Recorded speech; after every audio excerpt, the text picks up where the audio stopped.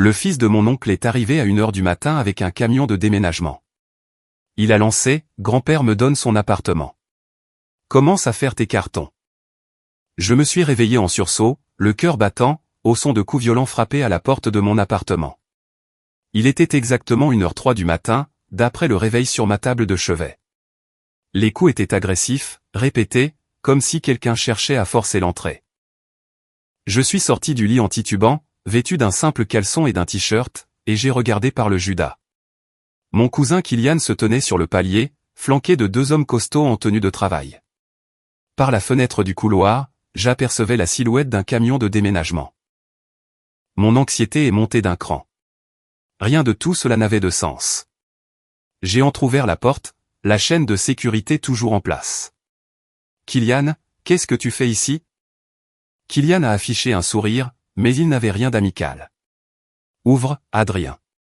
On doit parler de ta situation locative. » Il a poussé contre la porte. « En fait, on doit parler de ma nouvelle situation locative. C'est mon appartement maintenant. » Je l'ai dévisagé à travers l'entrebâillement. « De quoi tu parles ?» Il est 1h du matin. Kylian a sorti des papiers pliés de la poche de sa veste. Grand-père Jean-Pierre a signé l'acte de donation pour moi cet après-midi. L'immeuble m'appartient, ce qui veut dire que cet appartement est à moi. J'ai besoin que tu partes pour que je puisse m'installer. Mon estomac s'est noué. Mon grand-père, Jean-Pierre, était propriétaire de ce petit immeuble du 13e arrondissement de Paris, et je vivais dans l'appartement 304 depuis le début de mon master il y a 3 ans. L'immeuble comptait 6 logements, et le loyer modéré que je payais en faisait un bien incroyablement précieux sur le marché parisien. Grand-père ne ferait jamais ça sans m'en parler, ai-je dit, mais ma propre voix manquait d'assurance. Kylian a haussé les épaules. Eh bien, il l'a fait. J'ai les papiers juste ici. Maintenant, ouvre cette porte qu'on puisse commencer à sortir tes affaires. J'ai amené de l'aide. Il a désigné les 2 hommes derrière lui. Ce sont des déménageurs professionnels. Ils feront attention à tes meubles. J'ai refermé la porte et les verrouillé à double tour. Mes mains tremblaient. J'ai attrapé mon téléphone sur la table de chevet et j'ai immédiatement appelé mon grand-père. La sonnerie a retenti 6 fois avant de basculer sur sa messagerie. Grand-père, c'est Adrien. Rappelle-moi dès que tu peux. C'est une urgence. J'ai réessayé, même résultat. J'ai appelé sa ligne fixe, pas de réponse. Quelque chose n'allait vraiment pas. Kylian a de nouveau frappé à la porte. Adrien. Ne rends pas les choses plus compliquées. J'ai le droit légal d'entrer dans cette propriété. Si tu n'ouvres pas, j'appelle la police pour occupation illégale. J'ai de nouveau entrouvert la porte, la chaîne toujours en place. Montre-moi les papiers. Kylian a brandi un document, mais il le tenait trop loin pour que je puisse lire correctement. Je pouvais distinguer un en-tête qui semblait officiel et ce qui pouvait être des signatures. C'est assez près. Tu vois bien que c'est légal. Maintenant, laisse-nous entrer. J'ai secoué la tête. J'ai besoin de les voir de près et je dois parler à grand-père Jean-Pierre avant qu'il ne se passe quoi que ce soit. Le faux sourire de Kylian s'est effacé. Grand-père Jean-Pierre est dans un EHPAD depuis ce matin. Il a tout signé pour moi avant son admission. Il savait qu'il ne pouvait plus gérer l'immeuble. Ma poitrine s'est serrée. Quel EHPAD ? Personne ne m'a rien dit. Kylian a sorti son téléphone et m'a montré une photo. C'était mon grand-père, dans un lit d'hôpital, l'air confus et fragile. L'horodatage indiquait que la photo avait été prise la veille. Mon père et moi l'avons emmené là-bas hier matin, après que son médecin lui a diagnostiqué un stade avancé de la maladie d'Alzheimer. C'était insensé. J'avais déjeuné avec grand-père Jean-Pierre il y a 4 jours, et il allait parfaitement bien. Nous avions parlé de ma soutenance de master qui approchait. Il avait été vif et engagé, posant des questions détaillées sur mes recherches. Il n'a pas cette maladie, ai-je affirmé. Je l'ai vu la semaine dernière. Il était tout à fait normal. Kylian a secoué la tête lentement, comme s'il s'adressait à un enfant. C'est le problème avec cette maladie, Adrien. Les gens peuvent très bien la dissimuler jusqu'à ce que ça s'aggrave d'un coup. Son médecin a dit qu'il masquait les symptômes depuis des mois. Il a rangé son téléphone. Écoute, je sais que c'est difficile à accepter, mais la réalité, c'est que grand-père ne peut plus s'occuper de lui-même ou de ses biens. Il a fait le choix responsable de tout transmettre à la famille qui peut s'en charger. J'avais l'impression de vivre un cauchemar. Pourquoi personne ne m'a appelé? Pourquoi ton père ne m'a pas appelé? Le visage de Kylian s'est durci. Parce que tu ne fais pas vraiment partie de la famille. Tu es le neveu de mon père par le mariage avec sa seconde femme, qui est morte il y a 6 ans. Une fois que tante Hélène est décédée, tu as cessé d'être lié à nous. Les mots m'ont frappé comme un coup de poing. Ma tante Hélène avait été la femme de mon oncle Stéphane. Et quand elle est morte d'un cancer quand j'avais 19 ans, j'ai perdu la personne qui me reliait à cette branche de la famille. Mes grands-pères Jean-Pierre avaient toujours insisté sur le fait que j'étais de la famille. Il m'avait aidé pour mes études, m'avait donné cet appartement pour une fraction du prix du marché. Il avait été présent à chaque moment important depuis la mort de tante Hélène. Grand-père Jean-Pierre ne voit pas les choses comme ça, ai-je rétorqué. Kylian s'est rapproché de l'entrebâillement. Grand-père Jean-Pierre ne se souvient même plus de qui tu es la moitié du temps. Quand on était à l'établissement hier, il a demandé qui tu étais quand je lui ai montré une photo. Il pensait que tu étais un ancien étudiant qu'il avait connu. Cela ne pouvait pas être vrai, mais l'assurance de Kylian me faisait douter de tout. J'ai besoin de le voir, ai-je dit. Je dois lui parler directement. Kylian a hoché la tête. Bien sûr. Tu pourras lui rendre visite pendant les heures normales, mais là il est 1h du matin et je dois emménager dans mon nouvel appartement. Donc, tu as 2 choix. Soit tu fais tes valises avec l'essentiel et tu pars tranquillement. Soit j'appelle la police et je te fais l'expulser pour occupation illégale. Un des déménageurs derrière lui a changé de position et a croisé les bras. C'étaient 2 gaillards, probablement dans la trentaine, et ils semblaient mal à l'aise avec toute cette situation. C'est légal, ça? A demandé le plus petit des déménageurs à Kylian. Vous avez une décision de justice pour l'expulsion? Kylian a sorti d'autres papiers. J'ai un acte de donation signé par le propriétaire. Ça fait de moi le nouveau propriétaire. Je n'ai pas besoin d'une décision de justice pour prendre possession de mon propre bien. Le déménageur n'avait pas l'air convaincu, mais n'a pas insisté. J'ai refermé la porte et j'ai essayé de réfléchir. Mon téléphone indiquait 1h17. J'ai appelé mon ancien colocataire de licence, Amine, qui était maintenant à la fac de droit d'Assas. Il a répondu à la 3e sonnerie, la voix pâteuse de sommeil. Adrien, qu'est-ce qui se passe?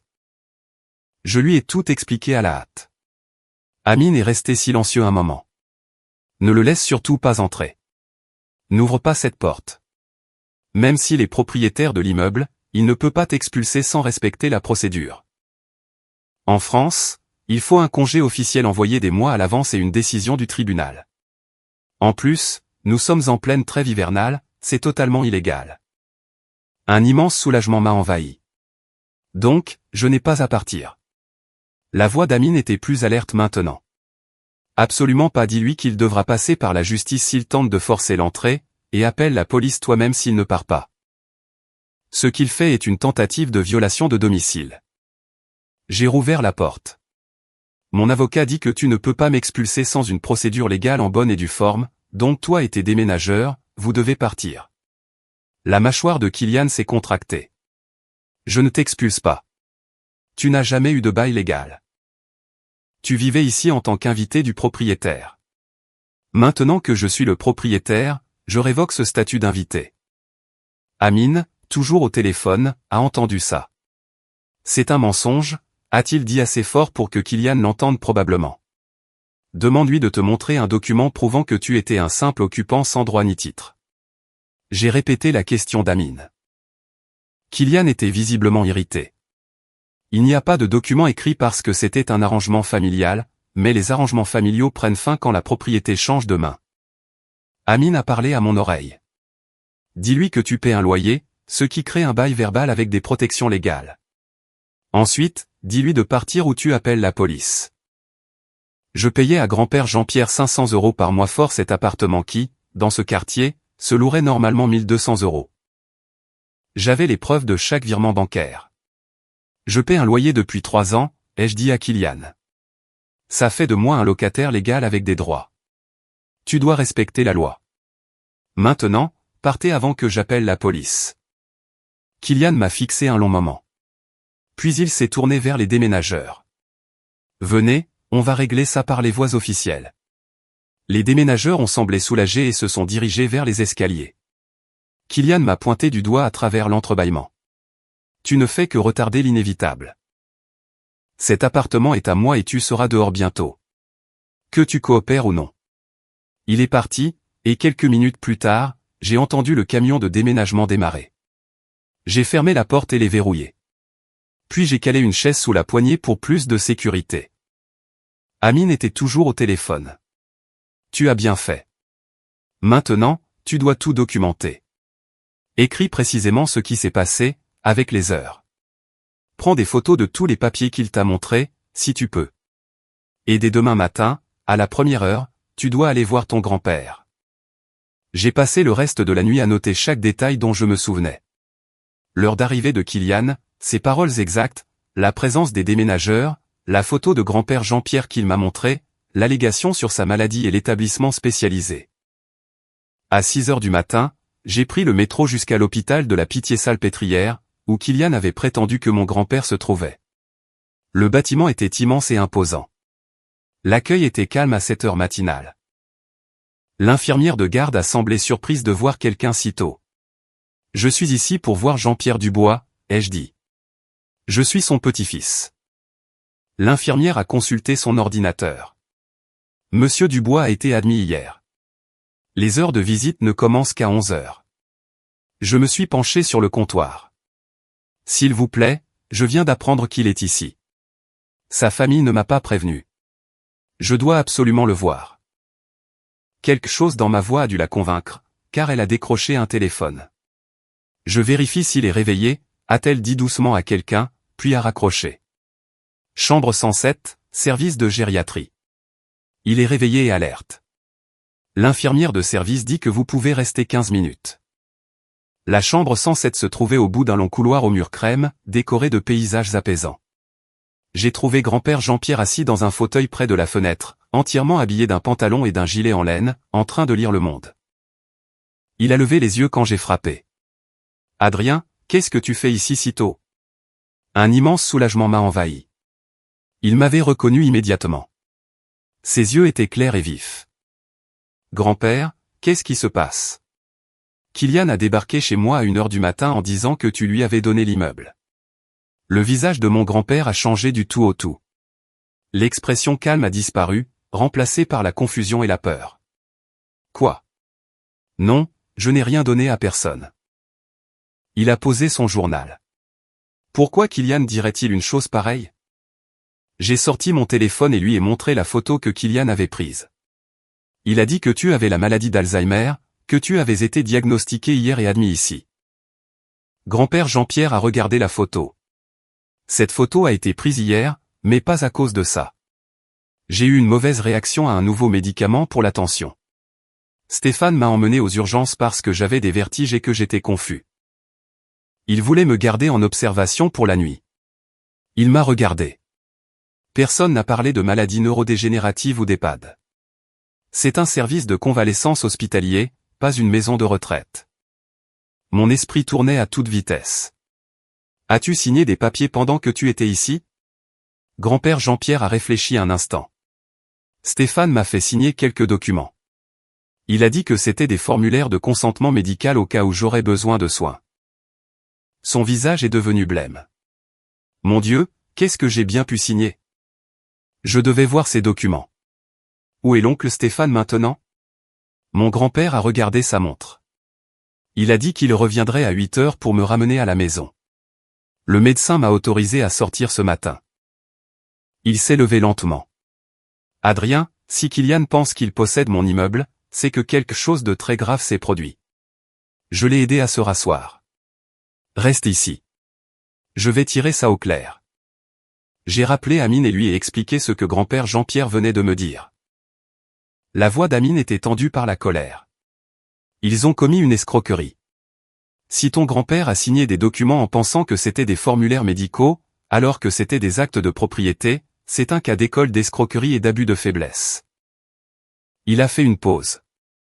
Vous avez besoin d'un avocat immédiatement. Mais je suis encore étudiant.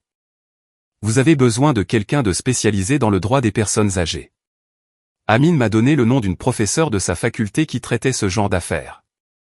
J'ai appelé son cabinet et laissé un message vocal urgent expliquant la situation. Puis je me suis assis avec mon grand-père pour attendre l'arrivée de l'oncle Stéphane. À 8 heures précises, l'oncle Stéphane est entré dans la chambre. Il s'est figé en me voyant. « Adrien, qu'est-ce que tu fais là ?» Je me suis levé. « Ton fils a débarqué à mon appartement à 1 heure du matin avec un camion de déménagement. Il a dit que grand-père lui avait donné l'immeuble. Tu veux bien m'expliquer ?» L'expression de l'oncle Stéphane n'a pas changé, ce qui, d'une certaine manière, rendait la situation encore pire. Ton grand-père a pris une décision concernant ses biens. C'est son droit. Il s'est avancé pour aider mon grand-père à se lever. Viens, papa. On te ramène à la maison. Grand-père Jean-Pierre s'est écarté de lui. Quel papier m'as-tu fait signer hier, Stéphane? Dis-moi la vérité. Mon oncle a soupiré. Tu as signé l'acte de donation de l'immeuble pour Kylian. Tu parles de planification successorale depuis des mois. Ça n'a fait qu'accélérer les choses. La voix de mon grand-père s'est faite plus forte. Je n'ai jamais accepté de donner mon immeuble à qui que ce soit, et certainement pas alors que j'étais désorienté par des médicaments dans un lit d'hôpital. La façade calme de l'oncle Stéphane s'est fissurée. Tu as 76 ans, papa. Tu ne peux plus gérer un immeuble de 6 appartements. Kylian peut s'en occuper. Il est jeune et compétent. Je me suis interposé entre eux. Alors tu as profité de son état de confusion médicale pour lui voler ses biens? C'est de la fraude. L'oncle Stéphane s'est tourné vers moi. Ça ne te regarde pas. Tu n'es pas de la famille. Tu n'as rien à faire ici. La main de mon grand-père a agrippé mon bras. Il est plus de ma famille que tu ne le es en ce moment, Stéphane. Ce que tu as fait est mal, et nous allons y remédier. Le visage de mon oncle s'est durci. Les papiers sont signés et enregistrés chez le notaire. Ce qui est fait est fait. Il a regardé son père. Tu peux contester si tu veux, mais ça prendra des années et coûtera des milliers d'euros en frais d'avocat. À ton âge, est-ce vraiment comme ça que tu veux passer ton temps? La manipulation était évidente et cruelle. L'oncle Stéphane pariait que mon grand-père n'aurait ni l'énergie ni les ressources pour se battre. Nous allons nous battre, ai-je dit. Et nous allons gagner, parce que ce que tu as fait est illégal. L'oncle Stéphane s'est dirigé vers la porte. Bonne chance avec ça. Kylian emménage dans l'appartement 304 ce week-end. Tu as jusqu'à dimanche pour être parti. Il est sorti et mon grand-père s'est effondré dans son fauteuil. Je n'arrive pas à croire qu'il ait fait ça, son propre père. Je me suis agenouillé à côté de lui. On va arranger ça, je te le promets. L'avocate, maître Catherine Dubois, m'a rappelé à 9h30. Je lui ai tout expliqué pendant que mon grand-père écoutait. Maître Dubois a émis un son de dégoût.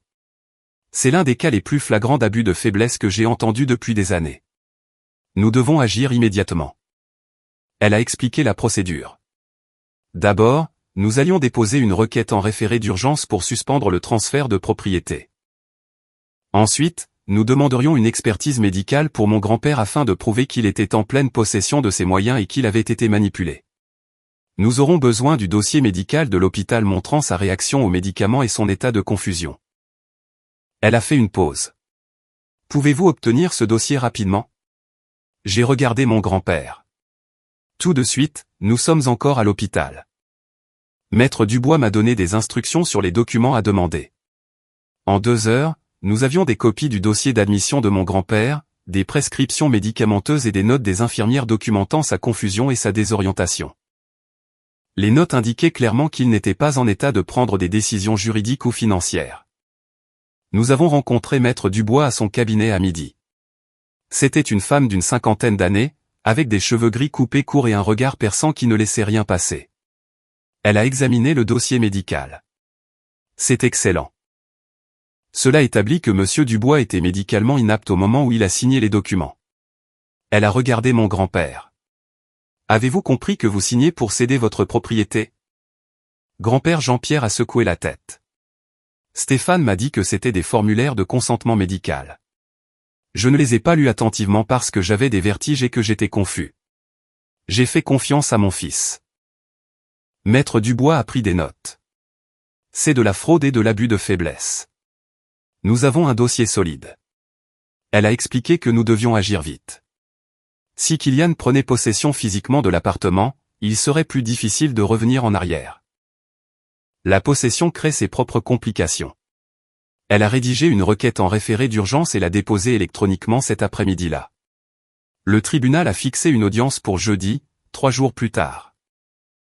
Maître Dubois a également obtenu une ordonnance provisoire interdisant tout changement d'occupation jusqu'à l'audience. Lundi soir, Kylian m'a appelé. J'ai entendu dire que tu avais pris une avocate. C'est une perte d'argent. Le transfert est légal. J'enregistrais l'appel. Amine m'avait dit de tout enregistrer. Le transfert est frauduleux. Grand-père était médicalement inapte quand il a signé. Kylian a ri. Il était confus à cause des médicaments. Ça ne veut pas dire qu'il n'a pas compris ce qu'il signait. Nous avons un témoin. La notaire était là. C'était une nouvelle information. Quel notaire? La voix de Kylian était triomphante. Mon père a fait venir une notaire à l'hôpital. Elle a vérifié l'identité de grand-père et a assisté à sa signature. Tout a été fait dans les règles. Mon estomac s'est serré. S'il y avait une notaire, les documents sembleraient encore plus légitimes. On verra ce que le juge en dira, ai-je dit avant de mettre fin à l'appel. J'ai fait écouter l'enregistrement à Maître Dubois. Elle a froncé les sourcils. La notaire complique les choses, mais ne change pas la fraude fondamentale. Les notaires vérifient l'identité et la volonté de signer, mais ne doivent pas authentifier des documents quand quelqu'un est médicalement inapte. Elle a recherché les règlements de la profession sur son ordinateur. Les notaires ont l'obligation de refuser leur service si le signataire semble confus ou incapable de comprendre le document. Nous devons parler à cette notaire. Maître Dubois a demandé les registres de la notaire. Son nom était Nathalie Girard, et elle avait facturé 200 € pour son déplacement à l'hôpital. Maître Dubois a appelé son étude.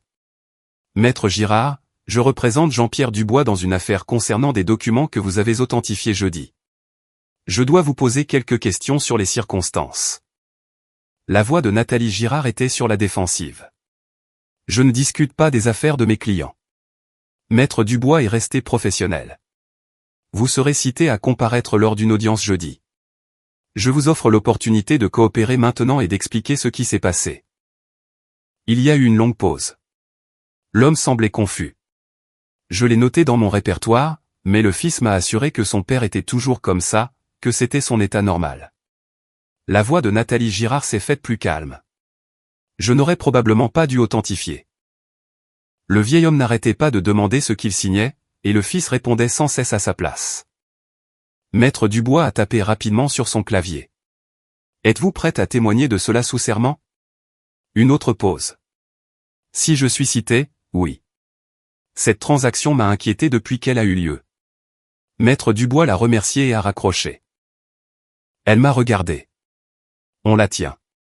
Elle va témoigner que votre grand-père était confus, posait des questions et que Stéphane contrôlait la situation. C'est un cas d'école d'abus de faiblesse. Mercredi matin, l'oncle Stéphane a appelé mon grand-père. J'étais là, et mon grand-père a mis le haut-parleur. Papa, tu dois abandonner cette action en justice. C'est embarrassant pour la famille. La voix de mon grand-père était ferme. Ce qui est embarrassant, c'est que mon fils me vole alors que j'étais vulnérable. Le ton de mon oncle a changé. Je n'ai rien volé. Je t'ai aidé avec ta succession. Tu voulais que Kylian ait l'immeuble un jour. J'ai juste accéléré le processus. Mon grand-père s'est penché en avant. Si c'était vrai, pourquoi ne m'as-tu pas dit ce que je signais? Pourquoi as-tu menti en disant que c'était des formulaires médicaux? L'oncle Stéphane est resté silencieux un moment. Je n'ai pas menti. J'ai dit que c'était des papiers importants que tu devais signer. C'est toi qui as supposé que c'était des formulaires médicaux. La manipulation était flagrante. Ce n'est pas ce que dit la notaire, suis-je intervenu. Elle témoignera que tu as dit que grand-père était toujours confus comme ça. La voix de l'oncle Stéphane est devenue tranchante. Reste en dehors de ça, Adrien. C'est entre mon père et moi. Mon grand-père l'a coupé. Adrien a tout à fait le droit d'être impliqué. Tu as essayé de voler sa maison. Tu m'as manipulé pour lui faire du mal. La voix de l'oncle Stéphane est montée d'un ton. Cet appartement aurait dû revenir à Kylian il y a des années. Il est de la vraie famille. Adrien n'est que le neveu d'Hélène. Une fois qu'Hélène est morte, il aurait dû sortir de nos vies. La cruauté était stupéfiante. Hélène aurait honte de toi, a dit doucement mon grand-père. Elle aimait Adrien comme un fils. Sur son lit de mort, elle m'a fait promettre que je prendrais soin de lui. C'est une promesse que j'ai l'intention de tenir. L'oncle Stéphane a émis un son de dégoût. Hélène est morte. Ses promesses sont mortes avec elle. Il est temps qu'Adrien se débrouille seul au lieu de vivre de la charité de la famille. Les mains de mon grand-père tremblaient de colère. Je ne discuterai plus de cela avec toi. On se verra au tribunal. Il a raccroché. L'audience du jeudi s'est tenue dans une petite salle du tribunal judiciaire, avec ses boiseries et ses lumières fluorescentes. L'audience était présidée par le juge Bernard, un homme d'une cinquantaine d'années aux yeux fatigués. Maître Dubois a présenté notre cas en premier. Elle a exposé la chronologie méticuleusement, l'admission à l'hôpital, la réaction médicamenteuse, la confusion documentée, Stéphane apportant des documents à signer, les inquiétudes de la notaire, et le témoignage de mon grand-père disant qu'il pensait signer des formulaires médicaux. Le juge Bernard a écouté attentivement en prenant des notes. L'avocat de l'oncle Stéphane, Maître Leroux, un homme qui semblait cher et trop sûr de lui, s'est levé quand son tour est venu. Votre honneur, Monsieur Dubois a signé des documents légaux avec une pièce d'identité valide en présence d'une notaire assermentée. Le fait qu'il regrette maintenant sa décision n'invalide pas le transfert. Maître Dubois a objecté. Il ne regrette pas la décision. Il n'avait pas conscience de prendre cette décision. C'est de la fraude, pas du regret. Le juge Bernard a levé la main. Je veux entendre la notaire. Nathalie Girard a prêté serment. Elle semblait nerveuse. Maître Dubois l'a interrogée sur sa visite à l'hôpital. Décrivez l'état de Monsieur Dubois quand vous êtes arrivé, a-t-elle demandé. Nathalie Girard a répondu doucement. Il semblait désorienté. Il n'arrêtait pas de demander ce qu'il signait. Son fils, Stéphane, répondait à sa place et l'incitait à signer. Maître Dubois s'est penché en avant. Cela vous a-t-il inquiété? La notaire a hoché la tête. Oui. J'ai noté dans mon répertoire que le signataire semblait confus et que la situation semblait précipitée. Maître Dubois a sorti des copies du répertoire de la notaire. Vous avez écrit, et je cite, « Client confus, fils contrôlant la situation. Sensation de pression pour conclure. » Est-ce exact? La voix de Nathalie Girard était à peine audible. Oui. Maître Leroux l'a contre-interrogé. Mais vous avez quand même finalisé l'acte. Vous avez vérifié son identité et l'avez considéré apte à signer. La notaire semblait misérable. J'ai fait une erreur. Le fils m'a mis la pression et m'a assuré que tout était légitime. J'aurais dû refuser. Le juge Bernard a demandé directement à Nathalie Girard. Selon votre opinion professionnelle, Monsieur Dubois était-il en état de comprendre ce qu'il signait? Elle a croisé son regard. Non, votre honneur. Il ne l'était pas. Maître Leroux a tenté de se rattraper. Votre honneur, les doutes ultérieurs de la notaire ne changent rien à la validité de documents dûment signés. Le juge Bernard a regardé le dossier médical. Le dossier médical montre que Monsieur Dubois souffrait d'une confusion aiguë due à une interaction médicamenteuse. Les notes des infirmières précisent qu'il n'était pas orienté dans le temps et l'espace. Il a regardé l'oncle Stéphane. Monsieur Dubois, avez-vous dit à votre père que c'était des formulaires de consentement médical? L'oncle Stéphane s'est levé. J'ai dit que c'était des papiers importants qu'il devait signer pour ses soins et sa planification future. S'il a mal compris, ce n'est pas de ma faute. Le visage du juge s'est durci. Lui avez-vous dit explicitement qu'il signait l'acte de donation de son immeuble? Mon oncle a hésité. Je ne pensais pas avoir besoin de le lui épeler. Il parlait de succession. Le juge Bernard s'est reculé. Donc, vous avez profité de l'état de confusion médicale de votre père pour obtenir sa signature sur des documents qu'il ne comprenait pas, en utilisant un langage délibérément conçu pour le tromper. Est-ce exact? L'avocat de mon oncle s'est levé. Votre honneur, mon client nie toute malversation. C'était simplement un malentendu familial. Le juge l'a ignoré et a appelé mon grand-père à la barre. Grand-père Jean-Pierre a tout expliqué clairement et de manière cohérente. Son esprit était vif, et son témoignage fut dévastateur. J'ai fait confiance à mon fils. Quand il a dit que je devais signer des papiers pour mes soins, je l'ai cru. J'étais confus à cause des médicaments et effrayé parce que je ne comprenais pas ce qui m'arrivait. Stéphane a profité de cette peur. Maître Leroux a essayé de le discréditer. Monsieur Dubois, vous discutez de votre succession depuis des mois. N'est-il pas vrai que vous vouliez vous assurer que vos biens reviennent à vos parents de sang? La voix de mon grand-père était ferme. Je discute de la mise à jour de mon testament, oui, mais je n'ai jamais discuté de donner mon immeuble de mon vivant. J'ai 76 ans, je ne suis pas mort. Je suis tout à fait capable de gérer mes propres biens. L'audience a duré 3 heures. À la fin, le juge Bernard n'a même pas suspendu la séance pour délibérer. J'annule le transfert de propriété avec effet immédiat.